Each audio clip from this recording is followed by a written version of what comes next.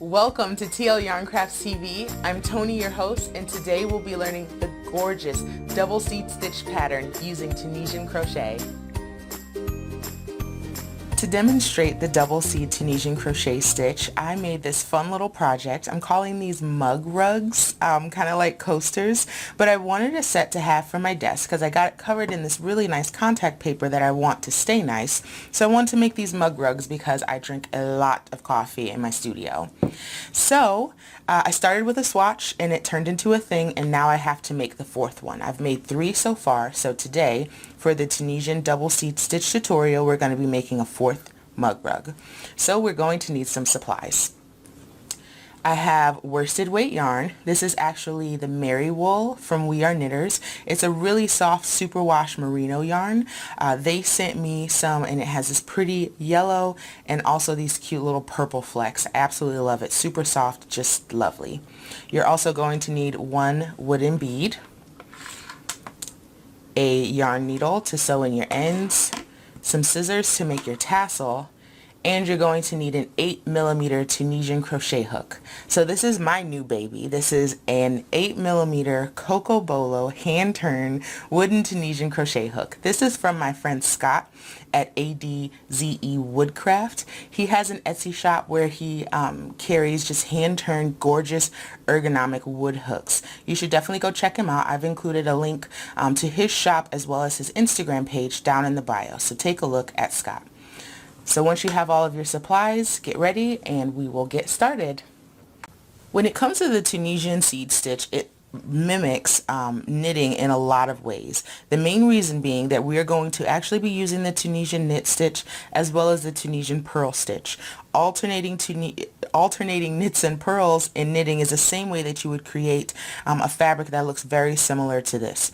It will have some differences. The way that the purls pull in, or the way that the knits pull in Tunisian are a little bit different than knitting, but you still get this really gorgeous textured fabric with very neat edges. You can block your project at the end if you want to. I'm not going to because I'm just using these for personal use, but it's really nice because you can create something very gorgeously textured that mimics knitting, but we're still using crochet. So let's go ahead and get started. We're going to grab our worsted weight yarn and we're going to make a slip knot. Insert our hook and pull that loop close, and then we're going to chain 16.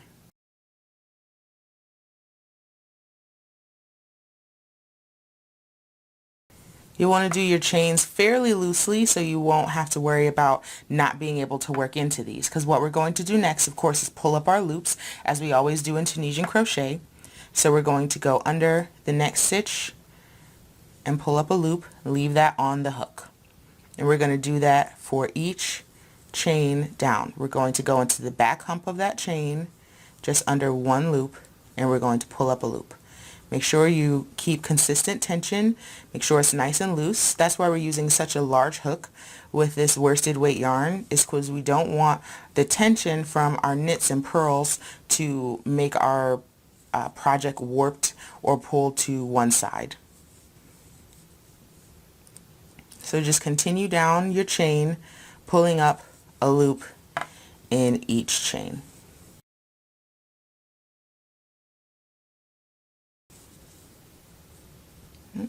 Be careful not to split your yarn. That won't do. Here we go. And we should have 16 loops on our hook because we always include our very first loop.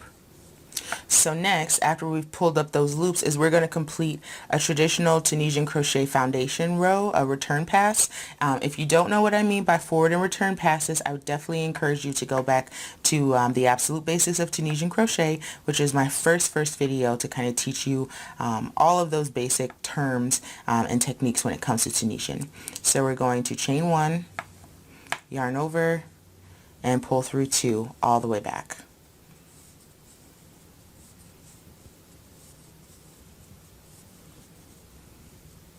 Pull through 2 all the way back until you have 1 loop left on your hook.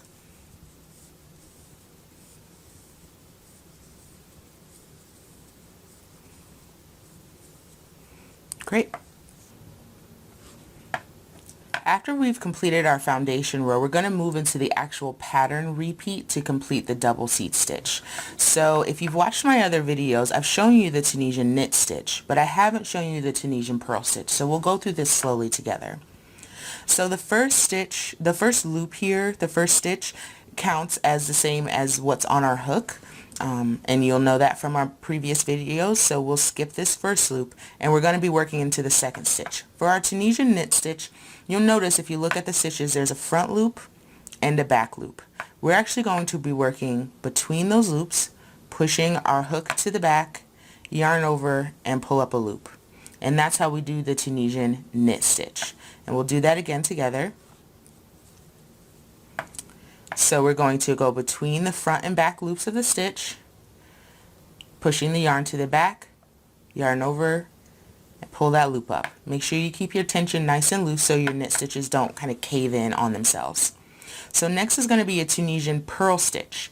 What we're going to do is we're going to pull our yarn to the front, and then we're going to work it almost like the Tunisian simple stitch. We're going to insert our yarn behind the front loop of the next stitch, pull the yarn to the back, yarn over, and pull up that loop. And we'll do that once more together. I'll drop this out. We're going to pull our yarn to the front of the hook. We're going to insert under the front loop of the next stitch, pull the yarn to the back, then yarn over, and pull up a loop. I did that again. And we'll continue that down the row, just alternating knits and purls. So the next stitch is a knit. The following stitch is a purl, yarn to the front, insert behind the front loop, yarn to the back, yarn over, pull up a loop. Next is a knit stitch. Next is a purl stitch. Then we have another knit stitch and a purl stitch, a knit stitch and a purl, knit, purl, knit, and a purl. We've come to the end of our row. We have one stitch left, and we're going to work it as we traditionally do in Tunisian crochet. We're going to twist our work towards us, find those last two loops, working under both of those loops. We're going to then yarn over and pull up a loop on that stitch. And that completes our first row of knits and purls for the double seed stitch, Tunisian double seed stitch. And then we're going to chain one and complete our return pass as we normally do. After the chain one, we're going to yarn over and pull through two loops all the way back to the beginning until we only have one loop left on our hook. I love this hook so much. It's so smooth. Pulling through two all the way back. All the way back. All right. So if you look at your work right now, it doesn't really look like much. But as you continue to build onto these stitches, you'll really start to see the knits and the purls and the definition, the really good texture. So for the next row, we're going to actually do the exact same thing we did on the previous row. So if it helps at all, we're going to knit our knits and purl our purls. Because the double seed stitch, basically, when you alternate, you're going to do two rows where you're doing the stitch inside of itself, and then two rows where you're doing alternate stitches. So for this row, since this is the second row of our 4-row repeat, we're going to do a knit stitch into the first. And these will be really easy to see now because your knit stitches look like knits and your purls have the little purl bumps just like they do in knitting. So we knit into our first stitch and we're going to purl into the next. And continue that down the row. Knit your knits and purl your purls. So at all times, since we're working into a square, we're not going to be doing any increasing or decreasing. So when you get to the end of your row, if you ever need to check yourself, just make sure that you have 16 loops on your hook, because that's what we started with. So we're knitting our knits and purling our purls all the way down a row.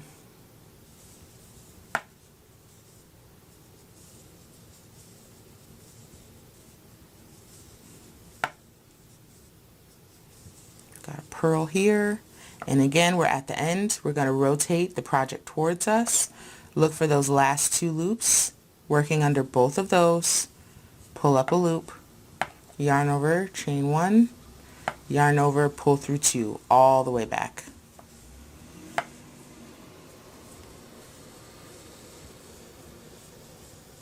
All the way back until you have just 1 loop on your hook.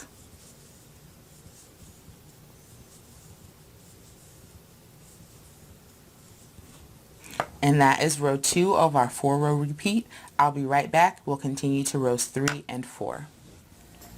I'd like to take a moment to give special thanks to my friends Justin and Sarah of 5 Sprouts Stitching. Their Etsy-based shop offers an array of fabric accessories that are simple, unique, beautiful, and useful. Visit their online store and take your pick from handmade laptop and tablet sleeves, wallets, and checkbooks. With over 1,400 positive reviews, you know you're getting a quality product that is 100% handmade. Check out the show notes for a link to their lovely shop.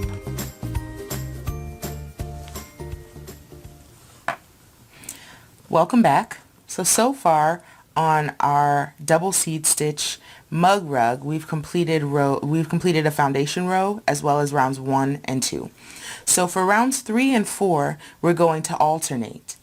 And what we're going to do is, instead of starting with a knit stitch and alternating knits and purls, we're going to start with a purl stitch and alternate from there. So what that looks like is, again, we're skipping this first loop because it counts as the one that's on our hook already. This next loop was a knit stitch from the previous row, and we're going to purl into that stitch. So again, pulling our yarn to the front, working under the front loop of that stitch, pull your yarn to the back, yarn over, and pull up a loop. So that's our purl stitch.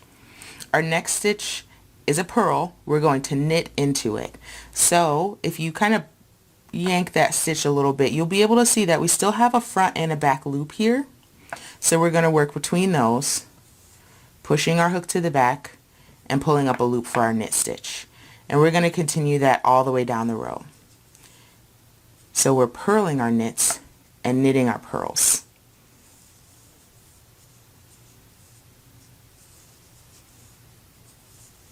Definitely watch yourself here. Just even working on the 3 that I've done already, have made a couple little mistakes, and I've had to go back and fix them to make sure I'm not knitting my purls and purling my knits on rows 3 and 4.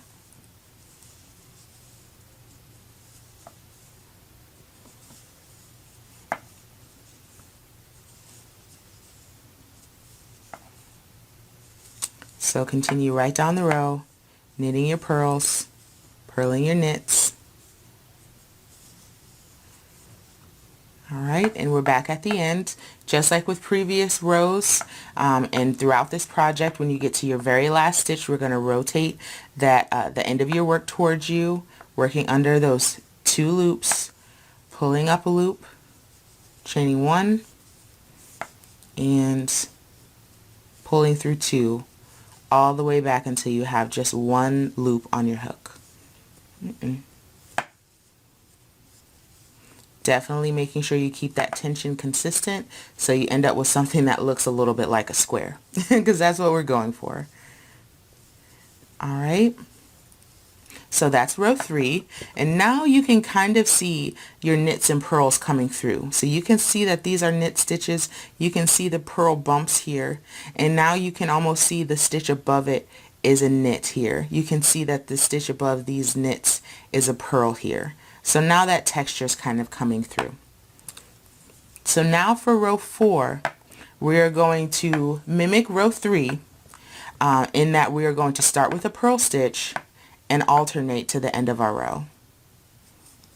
So starting with a purl stitch, and then we're going to knit the next stitch, purl the next, and knit the next, all the way down the row. So basically what this does is kind of offset the pattern, almost like we shifted the whole thing to the right for one stitch so that you have what is your double seed stitch.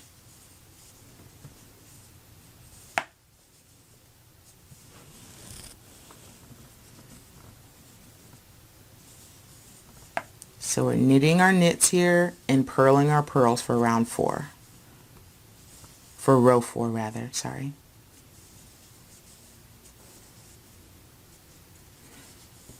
Got a knit stitch, and now we're at the end of our row.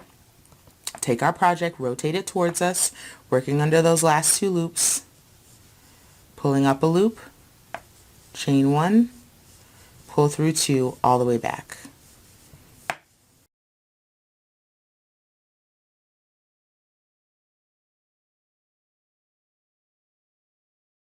Alright, so that is row 1 through 4 of our pattern, and you can see it, like I said before, we've got the 2 knits here, and then it's almost like we shifted the rows 1 stitch, so now those 2 knits are resting over here. And we'll end up alternating, so then you'll have something that ends up looking like this. So you've got your 2 knits, shift to the left, 2 knits, shift to the right, 2 knits again. So we're going to do the 1 through 4 row repeat again together. Then I'm going to pop off camera, finish up my coaster, and then we are going to do the tassel.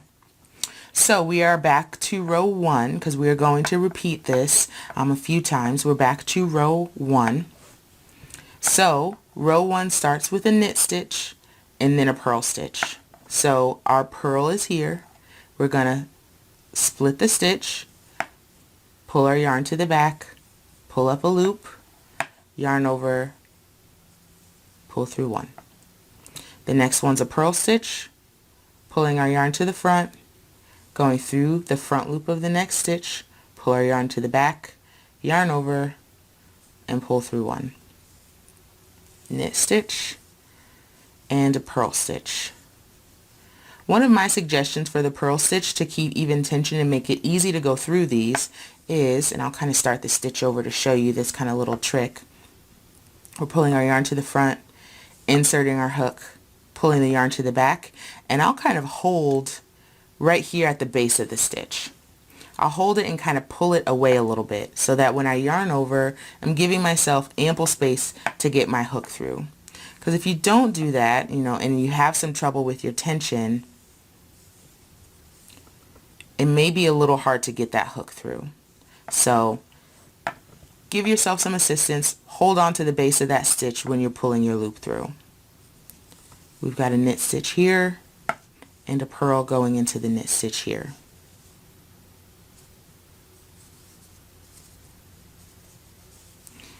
Knit into your purl, purl your knit.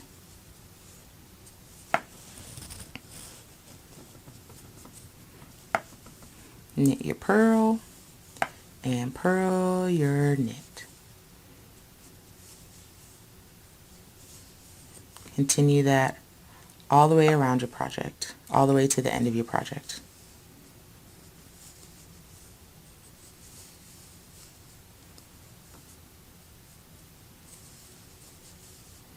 We're back at the end. Rotate, pull it towards you, working under both of those loops at the end. Pull up a loop, chain 1, yarn over, and pull through 2 all the way back.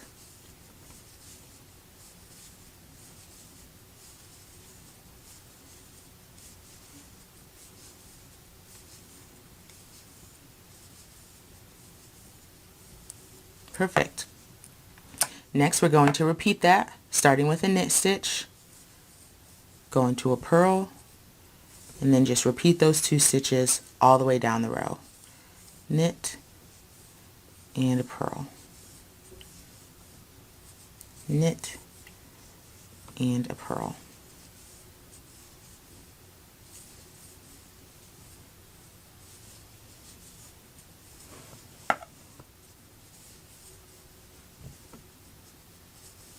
So you can see how this mimics knitting, but the nice thing about it with Tunisian crochet is we never turn our work, so we never have to remember where the knits and purls are meant to go, not as much as you would in knitting. You just kind of do it. So you're always working on the front of your work so you know exactly what the front of your piece is going to look like. Yarn over, chain 1, pull through 2, all the way back.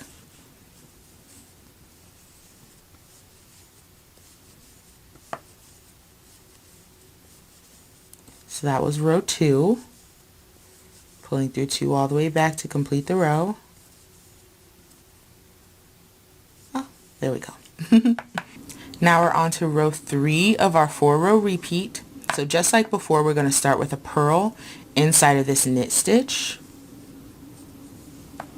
and a knit in this purl stitch.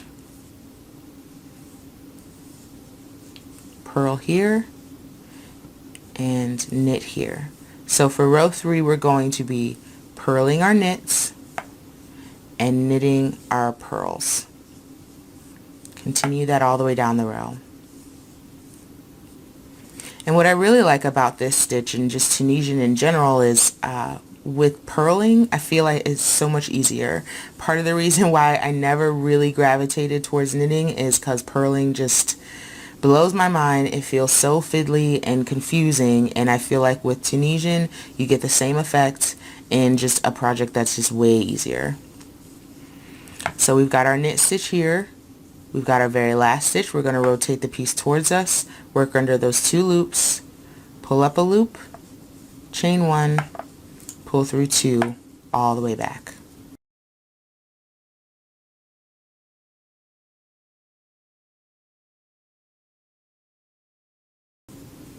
Wonderful. Oh my gosh, that texture is crazy. So I'm working with a single ply yarn, which basically means the stitch definition is not super strong here.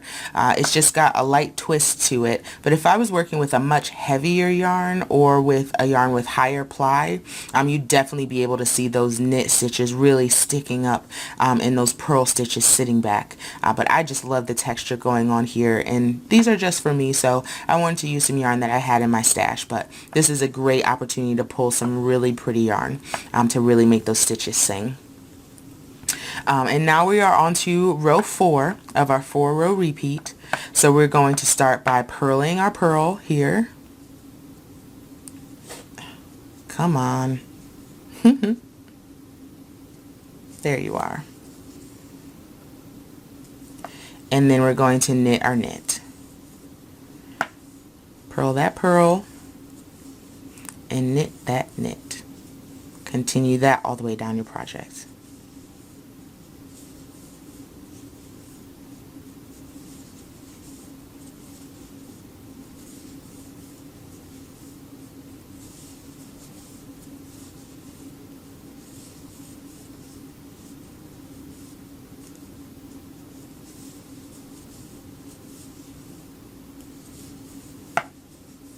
Almost there. Knit in the last knit stitch. Work your last stitch here under both loops. Chain 1, pull through 2, all the way back.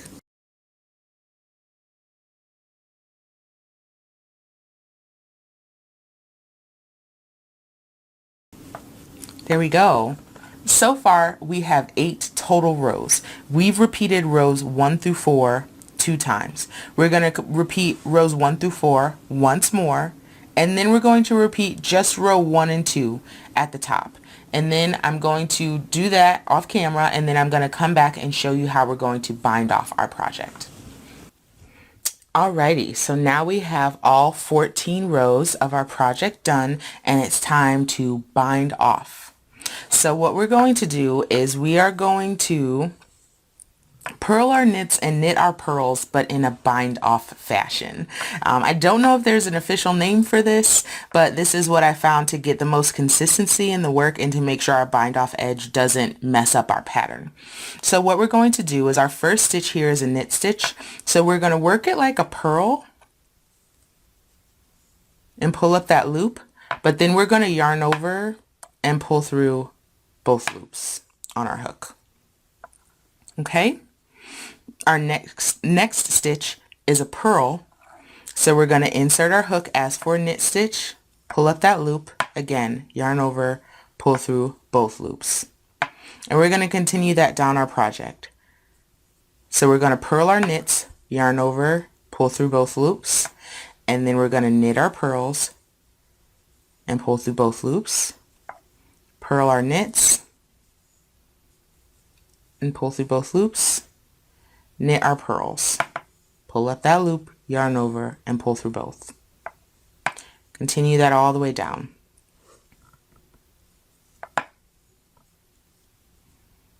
Knit our purls and purl our knits.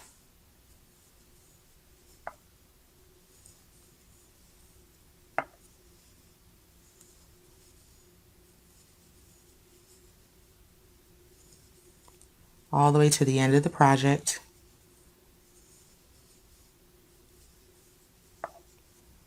Knit that purl, work under our last 2 loops as normal, yarn over, pull through both loops. Then we're going to grab our scissor, cut that off, and that's it for the actual pattern. So here we have what I kind of started with when I first was playing around with this stitch. We have the Tunisian double seed stitch. So since I'm working with a worsted weight yarn, I mean, the nice thing about this stitch is since we have knits and purls that kind of pull against each other, we don't have a ton of curling here. But since we're working with a wool especially, and just to even out our tension, I would definitely encourage you to block this lightly if you plan on gifting it or having it around your house where company is going to see it. I don't. It's going to be up in my studio, and if you come in my studio, you're going to get the authentic me. So no, I will not be blocking these coasters, but I am going to weave in my tails because I am a civilized woman. So we're going to put all our tails on, weave them in cleanly through the back of our work, just like you would a crochet project. So just go under a few loops and then kind of go back on yourself under the same loops. Okay, snip off the excess, and that piece is done. The very last thing I wanted to do to kind of add some personality to these instead of just leaving them as a square is I created these cute little tassels, and you don't need anything special to do that. I just used my hand. So I wrapped the yarn around my hand maybe 9 times, so that's 3, 4, 5, 6, 7, 8, 9. That feels good. Come on, Mr. Ambulance, you're messing up my video. Alright, so we're just going to cut that off our hand, and then we're going to make 2 long lengths of yarn. It sounds so close. I don't know where that is. Sorry, that's distracting, guys. There he is. Alright, so we're going to take a long length of yarn. Well, we're going to take the shorter length first. I've got a shorter length of yarn here. I'm going to work it through the loop and pull it and tie it, and this is going to be the top of our tassel. Tie it nice and tight. I'll double that over. Alright, so that's the top of our tassel, and then we're going to take our other length of yarn, lay our tassel onto it, tie that as well.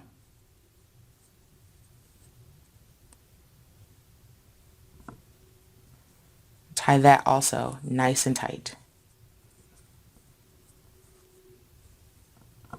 And what we're going to do to kind of clean up that knotting is we're going to take the length of yarn and we're going to wrap it around the tassel a couple times just to make it neat. Then we're going to take the other half of that length and we're going to tie ourselves a knot here.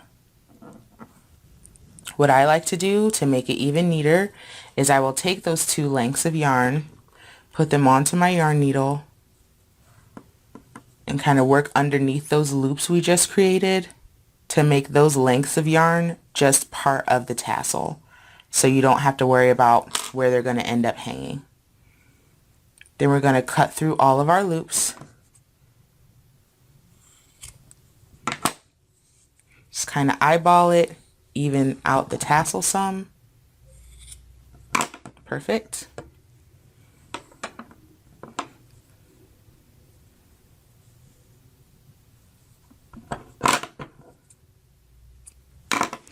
And then we're going to get our bead and we're going to string the bead onto our tassel. I'm going to get a smaller yarn needle. Be right back. Alright, I've got a smaller yarn needle because that one's going to be too big to work through our bead. So we're just going to put both lengths of yarn onto the yarn needle, thread our bead through it, pull that down, kind of make sure everything's nice and pretty down here. Looking good, looking good. And then we're just going to pick a corner of our mug rug to work our tassel through. So we're going to put one of the lengths of yarn from the front of our tassel onto a yarn needle. I'm going to work it through, let's say, this corner. We're just going to go into our project, pull it through the back, and tie it. Just tie it off. Nothing fancy. I'm going to give it 2 quick ties just in case the cats get their hands on it. And then we're going to again sew in those ends, or weave in those ends.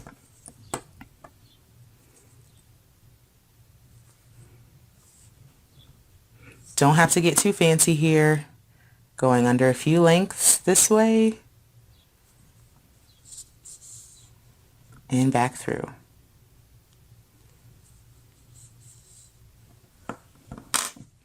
Cut off the excess. And there we have it. We have an entire set of Tunisian double seed stitch mug rugs. I made mine out of this gorgeous superwash merino because it can be washed in the washing machine and put into the dryer. I would definitely suggest, if you're going to use these as coasters, use a more durable fiber like acrylic or superwash merino. I would, shy away from 100% wool or something valuable like alpaca because they're going to be a little bit harder to take care of, and they'll take a beating for sure if you're actually planning to use them. So I want to thank you guys so much for watching this tutorial. Definitely check out the other ones on my YouTube channel. Subscribe to make sure you don't miss anything, and also subscribe to my newsletter, the TOYC Cozy Club. I've included a link to that down in my bio. Special thanks to all of my sponsors for today. ADZE Woodcraft, who supplied this gorgeous hand-turned Tunisian crochet hook. We Are Knitters, who gave us this gorgeous Marywool merino wool yarn. And 5 Sprouts, who sent me this lovely custom-made hook holder for all of my specialty hooks. Thank you all so much. Links for each of these sponsors are available down in the show notes.